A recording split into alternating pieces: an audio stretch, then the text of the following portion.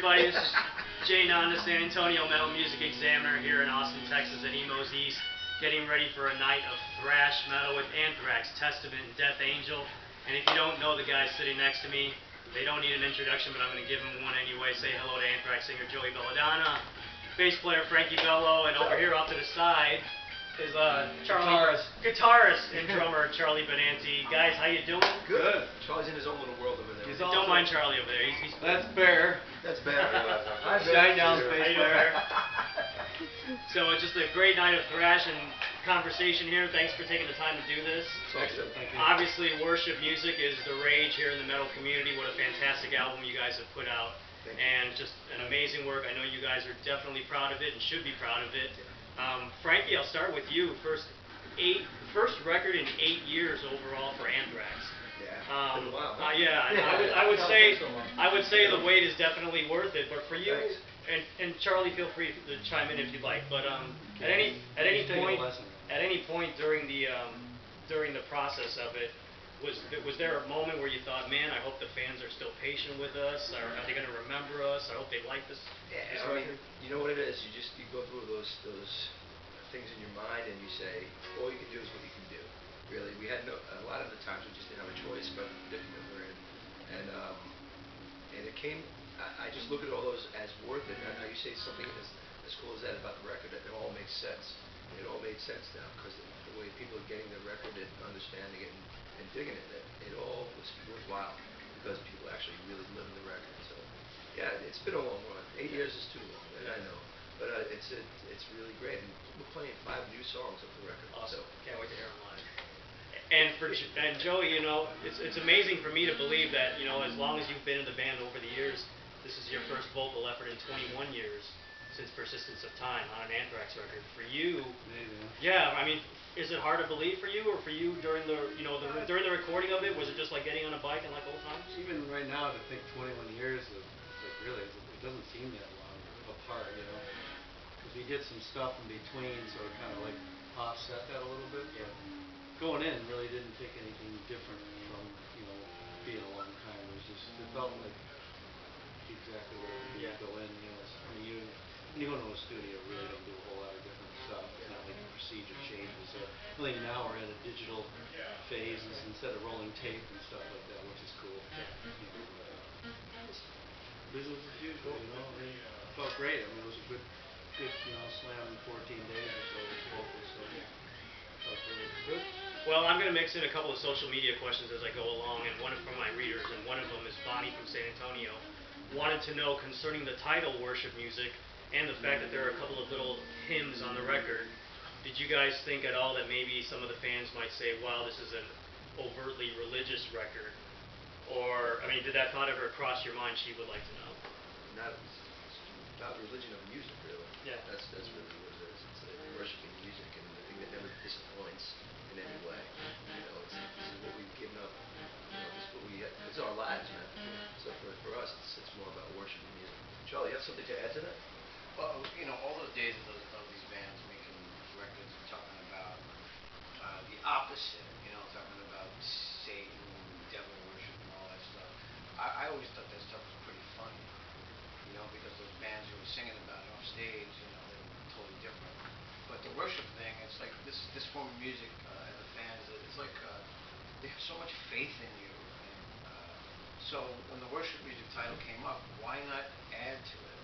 You know, why not bring the whole thing to that? You know, to there's religious overtones, but not in the lyrics at all. You know, I don't think Scott believes in much. I mean, we're Catholic.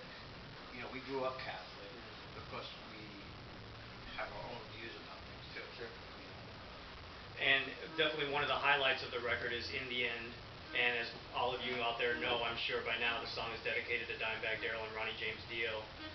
Frank, again, I'll start with you as far as Dimebag. I know he performed on the Volume 8 record, I believe Inside Out, maybe a couple of other tracks. Well, the last three records, he's really? Not to cut you off, it's just Dime was, and I say this everywhere, I think we all say he was the 6th member of the band, quite honestly, and we were very close with him, and to this day, you know, you still, even when we play that song every night, it may sound pretentious, but the truth of the matter is, we really feel a vibe. I mean, it's a tribute to him and Ronnie James Dio. just what they meant to us, and I think everybody feels that in that song. It's lyrically and the music. I just think it takes its own wave, and it goes with it. I mean, even tonight, I mean, that's one of the highlights of the set all the time. So see people singing the chorus, it's really. They just stop moving. They just like watch. Well, it's kind of cool, and he's right about that, though, man. People do. It's a watch me kind of vibe, and I think people really get it. We'll go back to that. Sure. You too, Joe? Well, I like that because you just really dig into the tune and you're not worried about like kind of the interaction. You just kind of let the song do the talking. Right. And of course, you guys have been doing the tributes to Ronnie as far as the Big Four shows last summer, and you performed at Ronnie's memorial, I believe, Man on the Silver Mountain. You might have done. Yeah. What was that like for you? And did Ronnie ever tour with you guys? Or did They got the well, we actually did when I was in the band, we did some shows with Dio, and then Donington? you guys did some shows also. While I was gone, we did the Motorhead. But yeah, we did some touring with him and stuff. Ronnie was great, man. He's a Ronnie's great been a human friend, being. and he's from up where I live and stuff, and it's just a big influence on everybody. But yeah, that was kind of hard doing that, but it was very much an honor to be able to. It was great, though. He did a great job with that show. I told you that. Well, of course, I wanted to ask you also, for the two of you guys, last Saturday, just a week ago today, was a little harrowing experience for you guys on stage in Los Angeles. You forgot about it already? So, yeah, but we came to fight. Yeah, well, if you don't know, apparently a fan went on stage in L.A. and Joey was right behind the fan. The security guy apparently didn't see Joey and tackled both of them. We are very glad that you're well enough to perform today. Frankie jumped in, wasn't all too happy. Tell me what went down with that. I didn't see what went down with him, and nor do I see what went down with me. So I was on the floor. I was buried at that time. I had no Well, you know, it was one of those things. Joey, the fan got up on stage, and Joey went to hang out with him and stuff. And I guess the security guy just took it all wrong. I didn't know he didn't know who was in the band and who wasn't. He was a linebacker dude. He was a huge dude. Just came.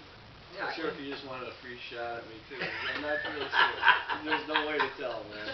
So I see this. I see him go down. The fan go down, and then Joey's underneath this big guy. So I just try to pull the guy off of Joey, and I just dove right in because I didn't know this guy was hurt. At that point? I don't know what I did with my bass. That's the whole thing. I don't know. Where my mic. All of a sudden, it must have just been like 1, 2, like that. Just threw the bass to the side, and it was just dangerous. It was. I don't want that to happen. We didn't even know what happened. We were still playing. Yeah, I know. I watched the video, and you were especially just like. Rob was like, everything was behind me. He didn't even know what was going down. He just, I see my video. We were just like, all of a sudden I hear in my ears, I hear all this noise. I'm like, what the fuck's going on? Well, I mean, shit. I was like, what the hell? We joke about it a little bit, but I mean, and speaking of Dimebag, obviously with what happened to him on stage was happening so fast with you guys. But when you sit back after that night and think about it, do you think, man, this could have been a very serious, harrowing situation? And do you think about it for subsequent shows? Absolutely. I mean, really, in a way, it's so hard to compete with that kind of action. You don't want any of it, so you can play the show.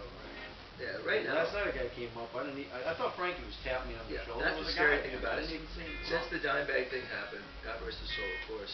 I personally don't want people on the stage anymore because it's just too dangerous. Really, you don't know what's going on. You don't know who has a gun. Quite honestly, I mean, nobody knows anything anymore.